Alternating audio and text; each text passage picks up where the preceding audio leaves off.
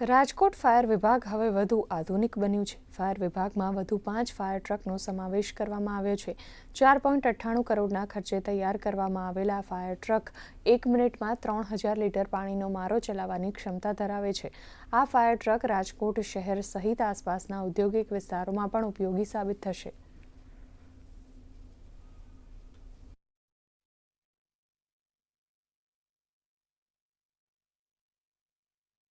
पांच fire fighter voter bowser heavy capacity है any अने खास करीने एमां 9000 लीटर पानी केपेसिटी है।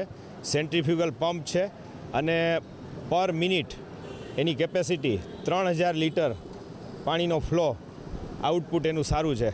एटले क्यांय मोटी आग लगी होय अने वधारे पाणीनी जरूरियात होय अने आग बुझावવાની कामगीरीमां एनु मोनिटर है કે એના જે કાંઈ આપણા સાધનો છે એ અદ્યતન છે અને ખૂબ સારી જેને કહેવાય કે બધી સગવડતા અને આધુનિક ફાયર ફાઇટર લોકાર્પણ થયા છે।